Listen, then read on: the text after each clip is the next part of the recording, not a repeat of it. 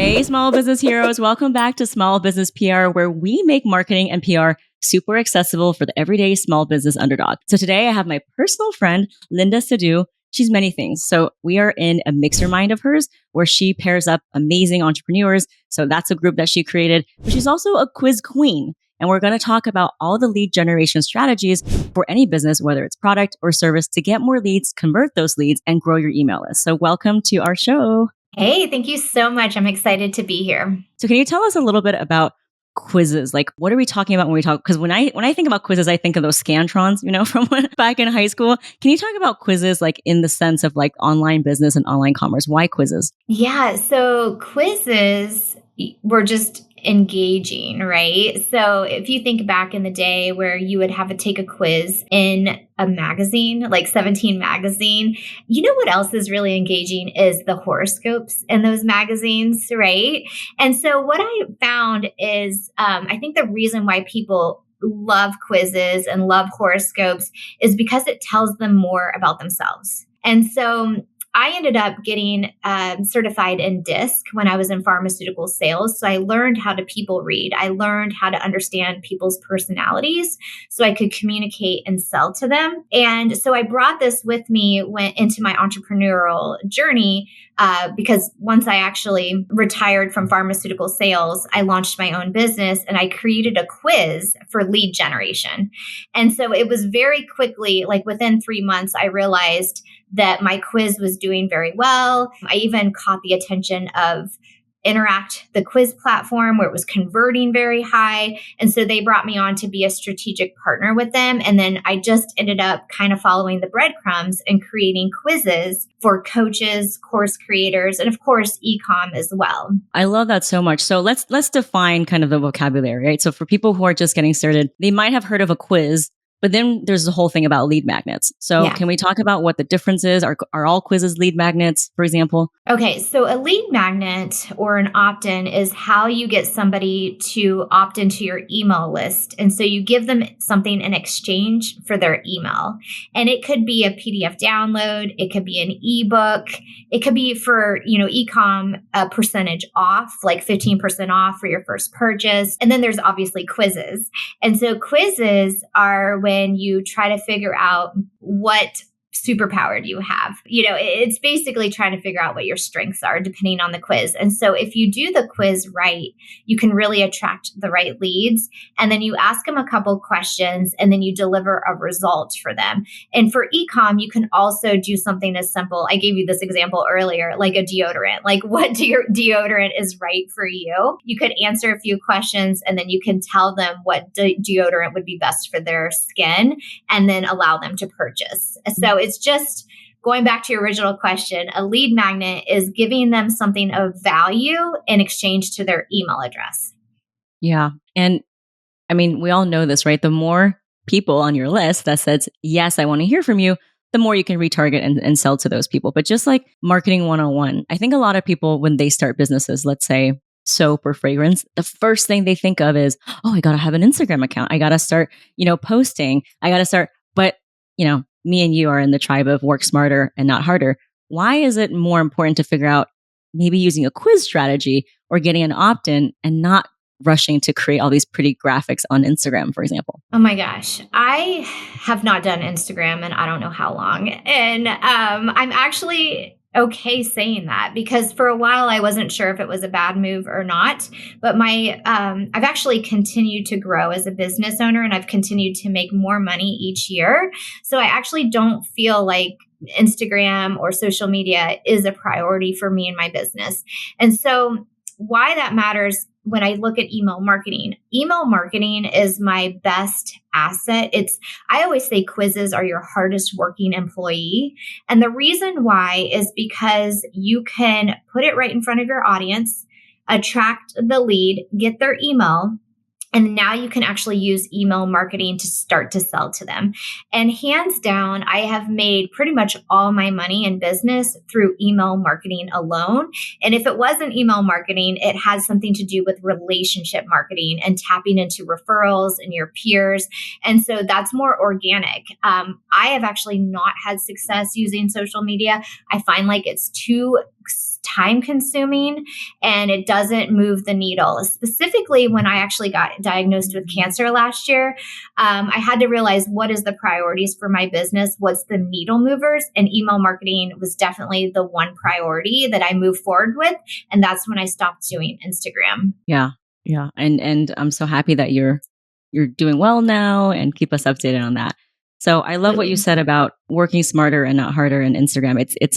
It's really about owning your data. And I think in 2024, first party data, which is someone giving you their email, which you own and you can keep retargeting them, is much safer and more reliable than, let's say, Instagram, because one thing happens, they can shut you down, you can get hacked, and boom, right? You lose everything. So we know that email marketing is important. I want to talk about the various types of lead magnets, right? Lead magnets is how do you get people on your email list. So like you said, it could be a webinar, it could be an ebook. And for you, your area of expertise that you've done so well in are quizzes. So let's talk about the quiz types. Like, what types of quizzes? Is it a really big project? Is it something that requires a lot of money and effort to do it? Like, can anyone do a quiz? Well, anyone can do a quiz. When I first created my first quiz, I really probably didn't have any business doing it because I didn't have a validated offer. So, one of the biggest mistakes I've seen in the industry, and I did it myself, was creating a quiz to an offer that wasn't validated. So, you don't want to attract a bunch of leads to something that nobody's going to purchase. So, one of the big mistakes that you need to consider before you create a quiz is, do I have an offer that people love? And then I can actually create something that's going to send a lot of traffic that way. What quizzes do is they really build a foundation for your business, and they set it up on automation, where I say it's the hardest working employee, because it can then start to attract the right leads. It can also share your know, like, and trust factor with your nurture sequence or your welcome series. And then later you can actually start to get to where you're selling to different individuals. You can also segment your email list, so you know specifically what segments are important to you, and target those for a different type of promotional, activities throughout the year, different type of holiday specials, you name it, but you have more control. And I do want to say, there are a lot of people having success with Instagram and other social media platforms. And so if that's something that feels good to you, definitely keep doing it. I always want to say there's two sides to each coin, but I definitely feel like as a business owner, we can definitely spend a lot of time, and we want to work smarter, not harder, like you mentioned. And just having some type of email marketing system in place will really be a foundation, because you're not going to, you're going to have that to work for you when you're away, when you're traveling, when you're sick, right? Or when you're just busy, or when you're a parent and you want to spend time with your children. That system will do the selling for you.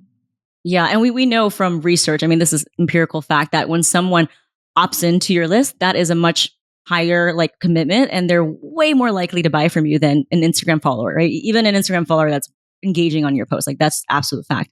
So I love what you said about that. When I think about quizzes, are there different types of quizzes? For example, I think about Sephora, right? When you create any type of beauty profile, they're asking you about what types of products and what types of skincare, and do you have eczema? And I think that's so important, Yeah. because then they can retarget you with those products for that season. So I'm thinking winter. So it's so smart what they're doing. Are there different types of quizzes? Let's just talk about that. What are the most common types of quizzes? Well, there's different types of quizzes. There's a scored quiz where you're trying to establish a score or a rating. There's also personality quizzes where you're trying to figure out what result are you, what persona, where are your strengths. And that's where my strengths are in. I really focus on creating personality quizzes. Then there's also assessments. Assessments are 100 questions long, where they're really trying to assess something like the DISC or Enneagram. Those are assessments, right? Even Myers-Briggs, I would consider as the assessment. And then there's also e-com quizzes, right? Where people are trying to sell a product. Matter of fact, I actually just took a quiz 2 days ago, and I'm looking for certain stand-up paddle boards that I want to purchase. And it was such a great quiz because it was asking me, are you a beginner? Are you advanced? And if they kind of directed me to a stand-up paddle board that was built for my situation. Do you want to have Do you need an extra weight? Do you not? Do you want to do it in the ocean? Do you want to do it in the lake? Like, where are you going to take it? And so it was really fascinating to me because I took this quiz and then it told me which one I should get, and I'm probably going to purchase it. It's like a $500 purchase, but really fun. You can do that for your product, whether it's something as simple as a deodorant, something like a skincare, right? Where it's like, what type of skin routine is best for you? And then you can also do it where it's like a stand-up paddleboard, which is super fun. Yeah, I love that. And based on like you said, what type of surfer are you, or what type of runner are you, what type of skincare person, you can then tag them, and then again, like those offer those seasonal products. So now you talk to us about the different types of quizzes. What is like the easiest way to create one? Because I'm thinking, oh my God, I don't know how to create a quiz. I don't know where to start. Like, what's the first step? Okay, so the first step is to understand what you're offering. What are you going to drive traffic to?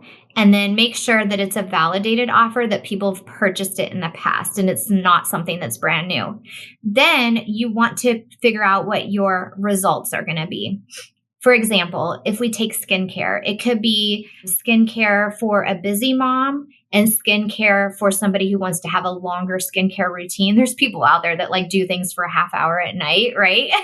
And they spend a lot of time. For me, I kind of classify as like a busy mom. I know that I just want to be efficient with my time. Tell me the 3 things I need to do to have anti-aging in my back pocket, and let me do that every day versus spending an hour, right?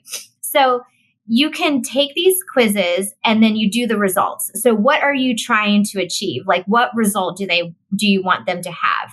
I don't recommend more results over 4 unless you need to, but just keep in mind, the more results you have, the more welcome series and emails that you need to have that go towards that email sequence. And so the more results you have, the more work you're going to have on your plate. So try to keep it simple. Once you have the results done, then you know what questions to ask. So you know which result each person's going to go into. And then from there, you can create the quiz on a platform like Try Interact, Involve.me. Those are 2 of my favorite platforms. And then you can attach it to your email marketing system with a welcome series that helps nurture them when they take your quiz. Another big mistake I've noticed that entrepreneurs make is not having a welcome series after people take the quiz.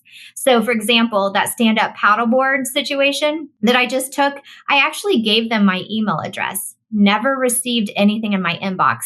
No welcome email, no follow-up email. And that's a missed opportunity. And that's what the welcome series does. It's actually the magic between finding your new lead and converting them into an actual client or customer, right?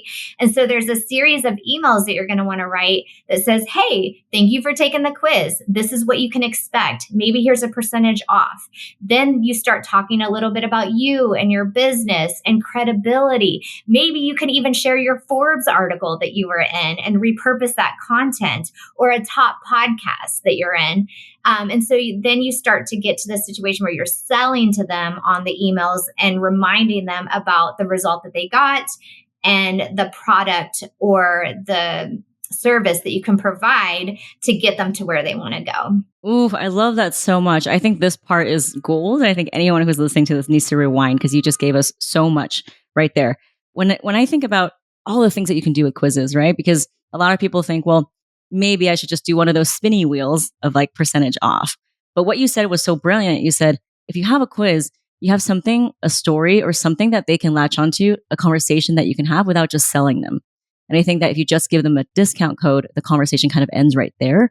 Whereas if you do have a quiz personality, you can say, here's a little bit about you, here's how we can help you, and here's the coupon code. So you can do all those things. And I think that's so brilliant. Another way you can use a quiz that's really fascinating, obviously you can use it as a tool on the back end. So you can have people take the quiz and then you can segment your list as well and tag them accordingly. The other thing is I was talking to a couple girls who do Airbnb rentals. They were clients of mine, and I was telling them, if you have an Airbnb, you can actually do quizzes that match people's experiences. So when they come to stay, they can take a quiz, are they introverted or extroverted? And based on their personality, you can give them personalized results on where to eat, what to do, how to make the most of their time, right? So you can be really creative in so many different ways. And that's why I think if you do a quiz right, it can really last the lifetime of your business. Ooh, I love that so much. So just to recap really quickly, have a quiz, have no more than 3 or 4 answers. And the answer should be directing them to, an offer or a product. So let's walk people through this. Let's say if I make, personal care items, would the 4 option be like, what's your self-care personality? Or like maybe like what ingredients you like. And then each ingredient can lead to like, my product that has that ingredient. Would that be a good way to think about it? Yeah, like an easy way to think about it is like fitness, right? Or skincare. Like, what type of workout personality are you? Or what type of workout style suits you best, right? And based on your personality, I think the fast action takers who are really dominant, task oriented, they probably thrive in, a 20-minute fast paced workout every morning, right? Or maybe they like the Peloton, something that's like fast paced. There's other personalities that are more people oriented. Maybe they enjoy classes, right? Maybe they should do the Orange Theory or different type of classes to be around people. Then there's the personalities that they take on a lot. They make a lot of decisions and they just want some downtime when it comes to working out. So they're more interested in hiking or yoga. And so that's like when you can divide it up based on somebody's personality. You can even do this with journaling or meditation or just anything. I mean, it's so versatile when it comes to quizzes, but yeah, give them a result based on personality or based on product. Tell them what result they are. Attach a welcome series so you can start to build your know, like, and trust factor. And then you can start selling to them to that offer or product or service that you have. So don't sell them the product right away, like on the end page when they get the results. Yeah. So typically about 3% of people will take action fast. It's a very low percentage. You can have an offer on there. You could have a discount code with an offer or whatever you want to do. But more importantly, these days, people are a little bit more skeptical about what they're purchasing. And so it's going to take a little bit longer for the buyer's cycle. So typically you're going to want to introduce that offer a few times throughout the process to get people to purchase. The more times that you offer something, the more likely they're going to purchase. So keep that in mind as well. Yeah, 100%. I mean, we're so inundated with our 50 tabs open. I totally get it. You really have to not just capture their attention right away and get the email, but like keep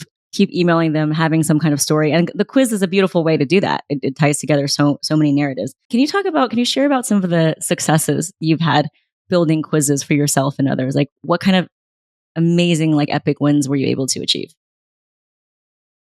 Oh, a friend that we both know inside the Mixer Mind is Dr. Cindy Childress. She had a quiz. She helps people. She's a ghostwriter and she helps people write their books. And her quiz title is What's Your Best-Selling Author Personality? What I love about Dr. Cindy of what she does is whenever she gets media wins, like she's featured in Business Insider or Authority Magazine, she always shares her quiz as a call to action.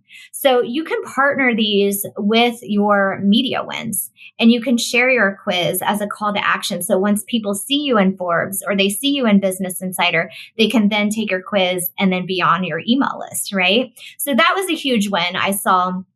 And I love that Dr. Cindy uses her quiz to do that.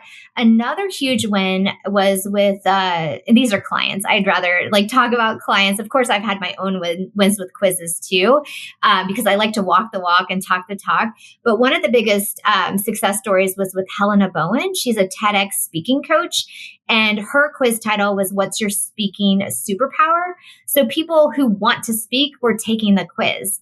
And then they got introduced to Helena. They started to go through her welcome series, building the know, like, and trust factor. And she was offering a speaking program. And she made $95,000 with her quiz funnel just by doing that alone. And so that was a huge success. And so she was offering the Speakeasy, which was a group coaching program. And she sold 19 out of the 20 seats. And where it kind of stemmed from was from the quiz. Ooh, I love that so much. So that's sales, that's visibility, that's know, like, and trust, and growing your list. I love that so much. You talked about quizzes, talked about how long, how short they can be, how they can apply for both, like an author or skincare. How do you think quizzes are changing now with like our because I think about BuzzFeed, right? They have like 1,000 different quizzes. So quizzes are not novel, right? I can take a quiz anywhere. How do you make sure that people actually want to take the quiz and actually like get to the end so that, we can target them? Because there's a lot of quizzes out there. Yeah, I think the most important thing you can do for your business is market research. Really know who is your audience. What do they identify with? And a great example of this is one time I was working with a client and she was really focusing on women over 40. She didn't want anything to do with women under 40 because her focus and where she helped people was for that certain age group. She also helped people around the midlife crisis time. And so, one thing you can do with your quiz is keep your title positive. So, instead of saying something about women over 40, what's your midlife crisis identity or something, what we did was we really targeted that women over 40 and we put that right before the quiz title. So, it really attracted that woman who was 40 years old or above, right? Then we said, what's your midlife advantage? So we switched it to a positive title. So people would say, oh, I'm over 40. Let me know what my advantage is. And so that was a simple tweak of something you can do to make it positive to have the most success.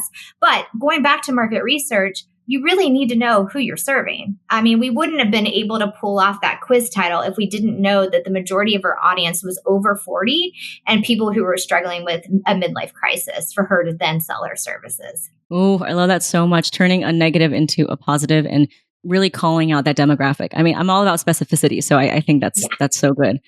Well, this has been so awesome. I mean, I could talk to you for hours because there's so many parts to this, but I love how you made it very simple and you talked about the easy ways people can get started without being bogged down by all the, tech things. So, just to recap, like everyone should have a quiz. Doesn't matter what industry you're in, 3 to 4 questions that leads to an offer, have a welcome sequence to target them, seasonal promos. Is there anything else you want our audience to know about quizzes and this type of strategy? Well, they can actually use ChatGPT now to make it super easy and be efficient with their time. I've been playing around with ChatGPT and it's been super helpful, especially with brainstorming and thinking of quiz titles and coming up with good questions. The other day, I was actually helping somebody. I was auditing a quiz, a friend of mine, and she sent it to me. And her quiz was I think the title was like, what's your intuition identity? It was okay. But I looked at it immediately and I said, I think it should be the intuition identity quiz.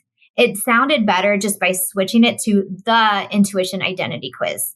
And then when I was taking her questions, I realized it wasn't really on theme. She wasn't asking me anything about my intuition at all. And so I said, why don't you go to ChatGPT and see if you can have ChatGPT come up with some ideas that would be good questions that are on theme for intuition. And sure enough, just by that simple tweak, she was able to do that within seconds. And now there's continuity with her quiz from the title to the questions to the results. Ooh, I love it so much. So anyone that's out there saying, well, I can't do this or I don't have the tech, boom, Linda just shattered another limiting belief. Thank you so much, Linda. You do so many things. I call you, what did I call you? Like the cosmic connector. You have I don't know. I love it though. Or like a relationship alchemist. We talked about before this podcast, like there's so many buckets of things you can talk about from quizzes to relationship marketing. But today we focus on quizzes, but I just want people to know that you are highly intuitive. The way that you make everyone feel included and invited to the table is really a talent that you have. And that's why you have the community that you do. So I encourage everyone to check her out. She also created the Mixer Mind, which is a peer networking, I want to say like community of just heart-centered, mission-driven entrepreneurs who are doing amazing things. How can people find you and learn more about you? Yeah, well, if you're interested in taking my quiz that can help you discover your own quiz to cash funnel, I have a quiz available called Discover Your Quiz to Cash Strategy. And you can take that. Of course, we'll link it. And then that way you can get on my email list. You can learn more about quizzes. I offer fun workshops. I offer programs to help with you if you want to create a quiz. And then if you're interested in following me, you can also find me on I am Linda Sidhu on Instagram, Or I still have a Facebook group. I feel like that's aging me to say that now, but Super Connected is the Facebook group where you can hang out with about 3,000 entrepreneurs that are doing the same thing. It's also community online as well. Yay. Thank you so much, Linda. And for all that you do. And I think we're just going to have you back to talk about the relationship marketing piece. But this quiz thing has all of us buzzing. I need to, I had so many quizzes that I actually started that I never finished. And I think this was just the push I needed to stop overthinking it and just create a quiz already. So thank you for that. Absolutely. I think it'll be brilliant. You always have me here to lean on if you have any questions or concerns, because I'll be rooting you on for that, Gloria. Thank you, Linda. Appreciate you.